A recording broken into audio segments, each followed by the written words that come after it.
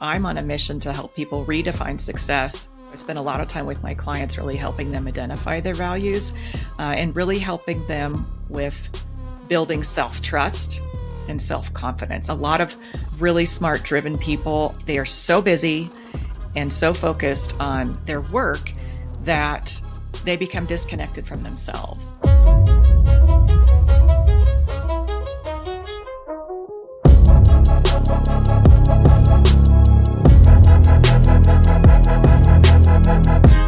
Hello, and welcome to the Degrees of Success podcast. I'm your host, Freda Richards. Today, we have an incredible guest, Michelle Kooi. She's an entrepreneur, she's a soon-to-be author, and she's a life coach, focusing on women entrepreneurs with ADHD. Help me welcome Michelle Kooi. Okay, so I want to jump in with you about who you are, where you came from.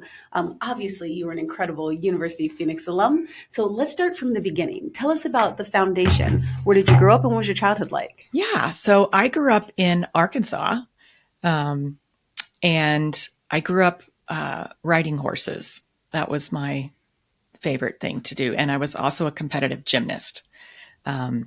I loved school. I didn't really ever have to study until college. School just came naturally to me. I remember getting an award in like first or second grade for reading the most books of anyone in the class. I was a big reader. I was very shy, and really spent a lot of time outdoors. I went to summer camp and actually in Colorado, up in Estes Park for 4 summers, just horseback riding and hiking in the Rocky Mountain National Park. Wow. So you've been around nature, like that's what you've loved for a very long time. Yes, my family, we went camping in Arkansas twice a year with a big group of people. And we also came out to Colorado camping. My parents brought me to Colorado when I was 7 to go skiing. And we would come out every year and ski. So I announced to my parents when I was, I think, 10 in 4th grade that I was going to go to college in Colorado. And I never changed my mind. Wow. So they had to be really proud of you. And at 10, you had college aspirations? I did. Because you're a big reader. So at 10 you were already preparing for your future. So it sounds like you were very driven even as a young child, a big reader, very active. Who was your inspiration to like instill that in you so early? I mean, probably my father and my grandfather. They were both attorneys, and our next door neighbor was a doctor, and I didn't know what I wanted to do, but I knew I had an insatiable love for learning, and I still do, and so there was like not even a thought that would not be a path for me going to college. So with all these lawyers in your family and you being driven, knowing exactly where you wanted to go to college, did you ever have the lawyer bug? No. So my whole family is an attorneys. My brother is a water lawyer. My grandfather was an estate lawyer. My dad is a defense lawyer, and my uncle is an insurance lawyer. So I was really the only one that went in a different direction. But I worked at my dad's law office for 4 summers, starting at the age of 14. And I worked there for 4 summers, and I was so bored.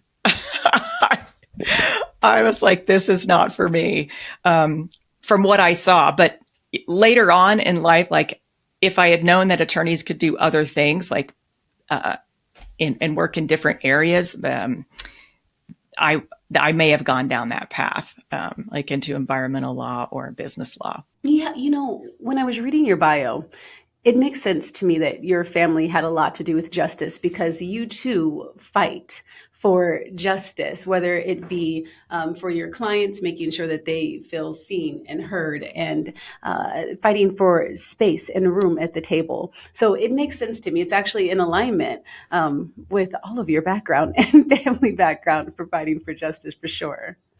Yes, absolutely. Absolutely. Yes. Really, I love empowering women. I was on the board for a local nonprofit here, the Women's Resource Center, um, for a number of years. And it just really helping women in tough situations get the resources that they need. And I was also on the board of Public Radio of Northern Colorado for a few years. On both boards, I served as the finance chair. Um, but just really love, yeah, serving women and serving the community. So where did that come from? Where did that passion in serving women come from? Because I know you have a degree in journalism, and when you received that, tell me where you were headed, what you were thinking about doing. Was that also in regards to serving people? Um, I had a really difficult time choosing a major first time around through college. It probably would have been a good idea for me to take a gap year and just figure things out. So I initially went into college thinking I was going to go into pre-pharmacy, and my dad was said, "Oh, you know, your cousin does that, and he doesn't like it. You won't like it." And then I was really into weather, and I took some geography and geology classes, and thought about doing that. And so, but I kept.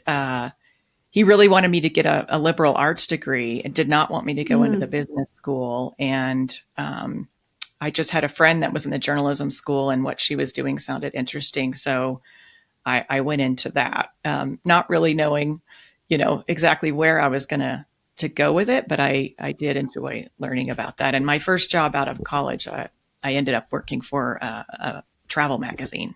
That sounds so beautiful. And so you've raised two amazing children, and you've done this in the midst of starting a new career after leaving corporate and getting two degrees. Tell me about that journey. When you were starting at University of Phoenix, you had two littles.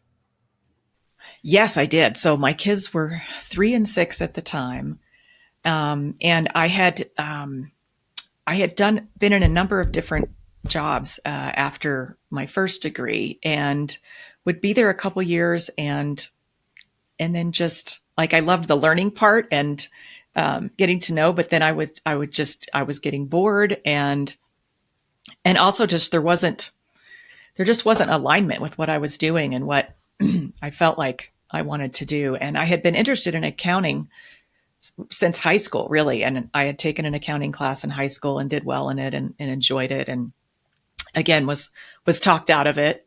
Um, by my father, said, "Oh, you won't like that. You don't want to go down that path." But the second time around, um, I decided that's what I wanted to do. And at that point, my marriage was kind of rocky, and I was thinking, I'm gonna probably end up a single mom here at some point, and I really um, want to have a better foundation for to financially supporting myself and my kids. And it just seemed like the path that I wanted to take. So I was working full time for uh, a public company in really the tech industry at the time, in their accounts receivable department. When I went back to school, I did all my studying at Starbucks because it was too with two kids running around at the house, it was too busy. So I would go in to Starbucks at 6 in the morning before work,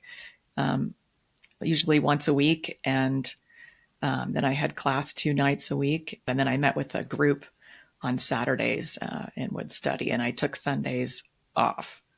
But I still managed to go to Nice. the gym. And then we moved during that period of time to a town about an hour north of Denver, and I commuted back to Denver for my classes um, at that time, um, and just yeah, it was 2 years. And I mean, at this one time, at some point, it seemed like a long time, and other times it went really fast. But my kids saw me studying, um, and so and sometimes they would want to be with me when I was doing that, and I really loved the program, and it was I was exhausted afterwards. And I wanted to take the CPA exam, but I needed rest after 2 years of working full time and going to school. So I took 6 months off of studying once I graduated, before I started studying for the CPA exam. And then I spent 6 months in intensive study for that, um, and took all the tests and passed them all the first time, which was really Jeez. amazing. Tell me, how important is rest? Because I know that you, in your later years, I believe we were talking about it just a bit ago, in 2023 was when you were diagnosed, which we both have in common, being diagnosed with ADHD in our adult years, but also in the same year, in 2023. Yes. I know that for me, sleep was a struggle, and it had a lot to do, apparently, with my ADHD and the schedule in which I was moving in my life. When you were diagnosed, was that something that was in alignment with you as well? Sleep is, I've always actually been a good sleeper until about 4 months ago, but that's situational with some things I'm going through. But for the most part, I've always been a good sleeper. But rest is so, and I know that's not the case for so many people. And so, again, structuring things so that we we can we can rest, and taking time to do that. Oftentimes, we're just out of sync with our rhythm, and just understanding our own rhythms. Like, with the seasons, I'm all about talking to women about cycles. Like, we've all dealt with cycles our whole life, right? Mm-hmm. And so, but really being in cycle with understanding the cycles of the seasons, and with nature, and how much light or dark there is. In the winter, I tend to rest more with it's darker, it's colder, than in the summer. And when there's more light, and it's just more active, and the whole energy is more uplifted. But understanding your own personal cycles, like I mentioned, my 6 week cycle, and just quieting the mind is often what gets in the way of sleep. And just being conscious of how much caffeine you're having. Like, I don't have any caffeine after usually 10 o'clock in the morning, because if I have afternoon caffeine, it affects my sleep. Um, Okay. and I go to bed. I have a cup of chamomile tea before I go to bed. Um, I take naps occasionally when I feel like I need extra rest, or if I didn't sleep well, if I'm able to do that, um, and just really checking in with my body, and seeing what I'm feeling called to do.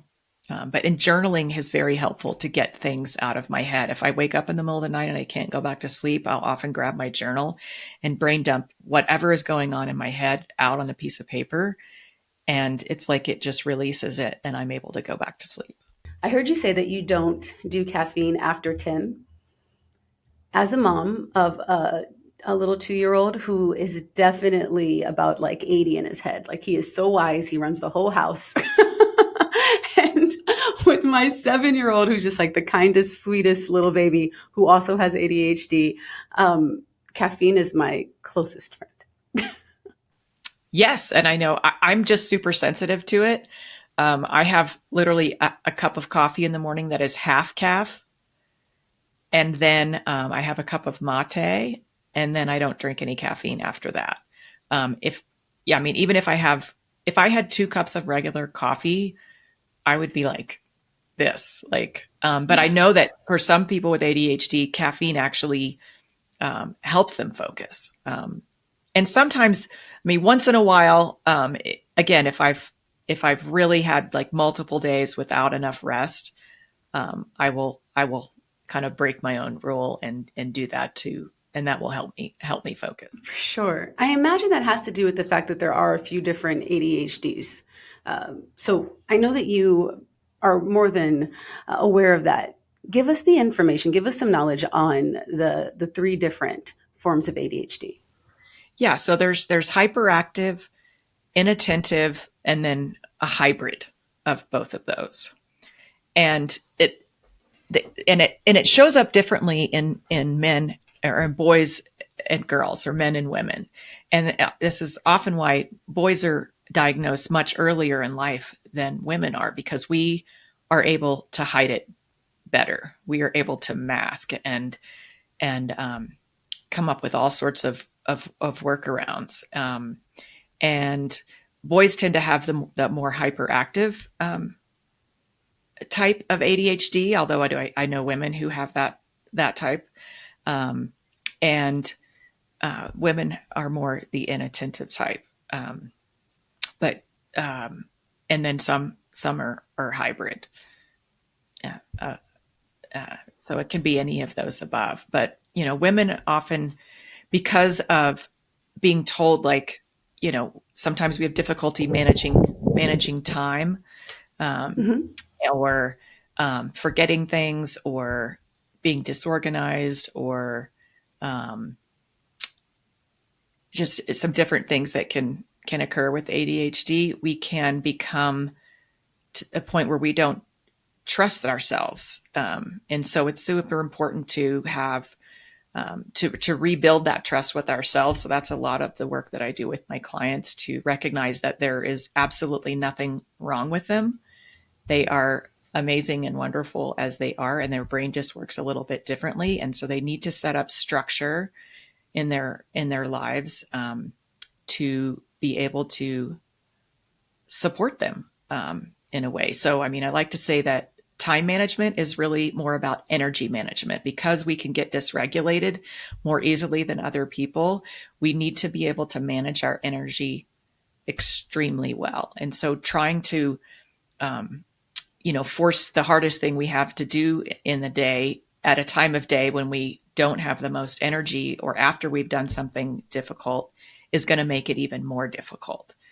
And so, it's fun to gamify things or create themes. Like I have clients create theme days. Like Fridays might be Finance Friday. That's when they focus on their money. Another day might be, like today is my Wellness Wednesday. So I always make sure, even if I haven't, if I haven't gotten out and done anything Monday and Tuesday, I make sure that I always get some exercise on Wednesday. And then I, might just do something extra, either nice for myself or healthy with that. So it's nice to do things like that. But setting up, getting support. And, if you're running your own business and you hate doing the bookkeeping, and so you procrastinate on it and it just drains you like there's no tomorrow, get a bookkeeper. Like, free up your energy, because what you're really good at, you're really good at. And that's where you should be focusing your time and energy, and getting support in the areas that drain you.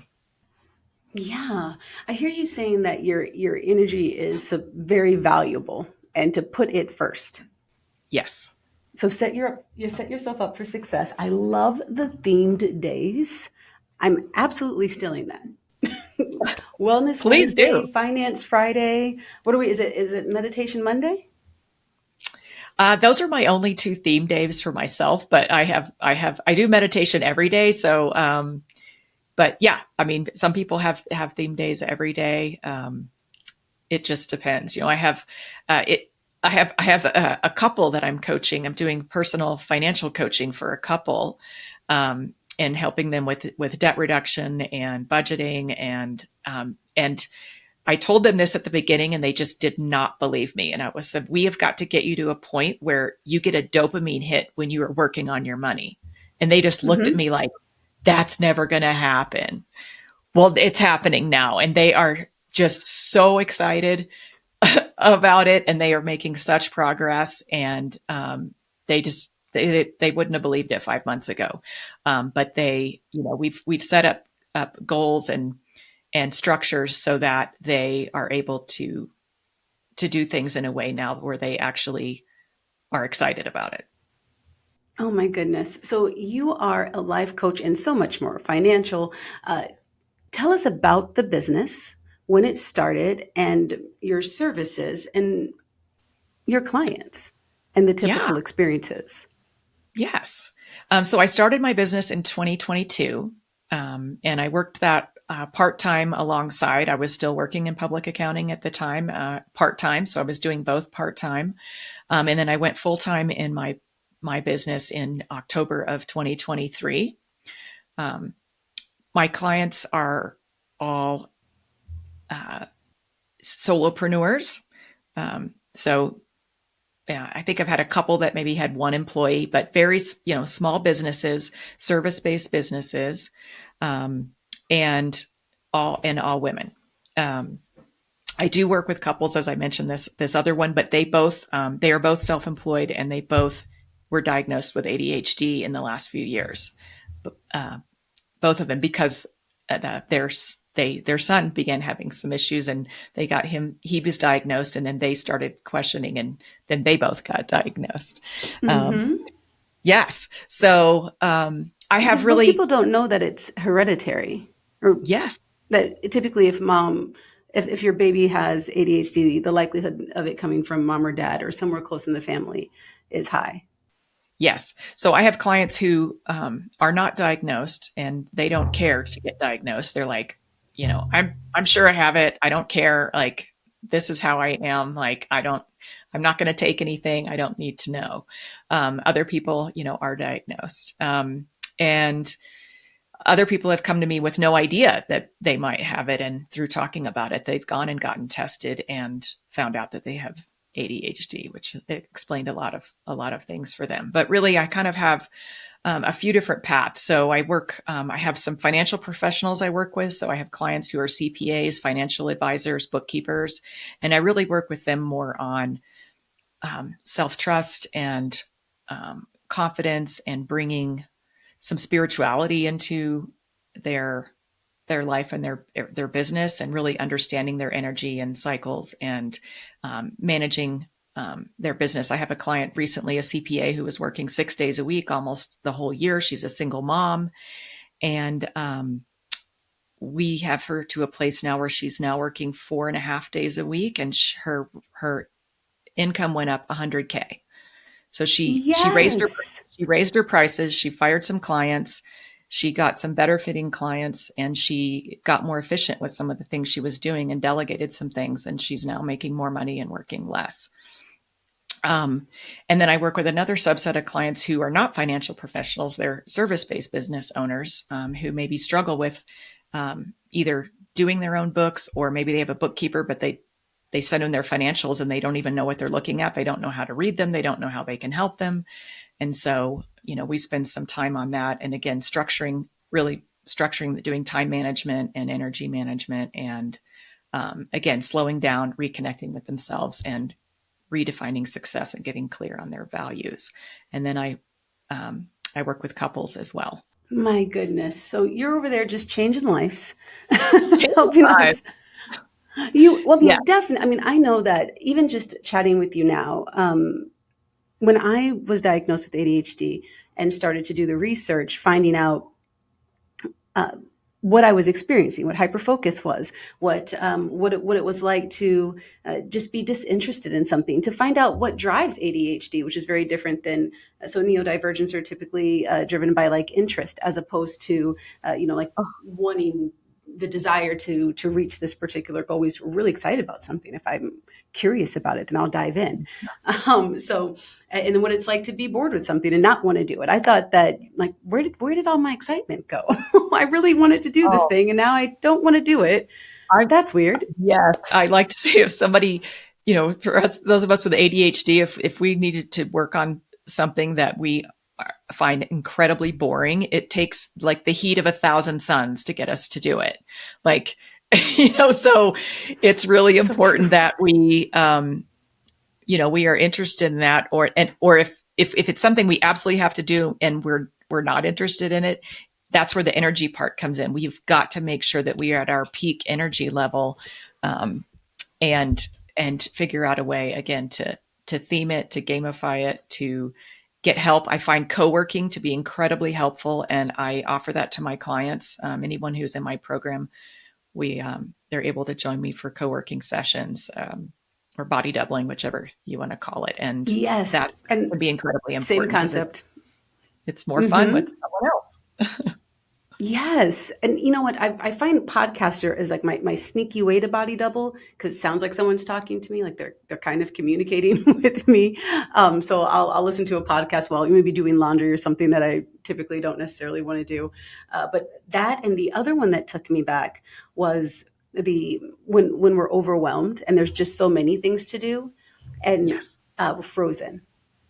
And Yeah. I didn't know what that was for years and years to just sit and think and panic and have anxiety about the fact that I have all these things I need to do, not knowing where to start and just literally being frozen and sad about it. And then Yes. finding out That that that's is, actually in line with ADHD. it's so common. And, often we're so driven. There's so many things that we want to do. I mean, I have, um, tons of lists. I used to have lists and sticky notes absolutely everywhere. And I found a tool called To Do. It's spelled TEUXDEUX. That's for creating a to-do list, but it's made for people with ADHD, and things roll over from day to day. If you don't cross it off, it goes on to the next day, so you don't lose it. And there's someday lists where it's like, well, I have this idea, but I don't know. I'm not putting it on today or tomorrow or the next day. I'm putting it in my someday list, which you can categorize, and it's really fabulous. And then there's another tool I learned recently called Neuralist, that helps you put in all the things that you want to do today, and it prioritizes them for you based on, how it analyzes it. It uses AI, and I've just started playing with that. But I have a client with ADHD who's finding that super helpful for her.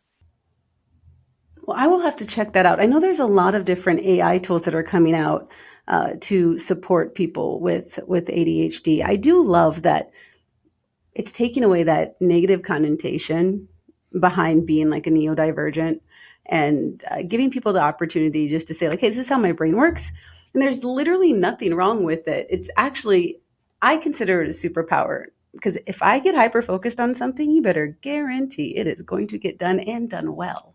And Absolutely. so I Absolutely. consider it to be a superpower, and I know that others that I know do as well. But having information and having coaches like you to be able to help us align those other aspects of ADHD that aren't as bright and fun as having a lot of energy or quickly getting something done or getting excited about something, but the darker like the frozen or the having a hard time getting out of bed or like whatever those situations may be that could also be aligned. Yeah. Having a coach like you that can personally dive in to the situation and help assess and realign has to be really powerful. It sounds like it's been really powerful for your clients as well.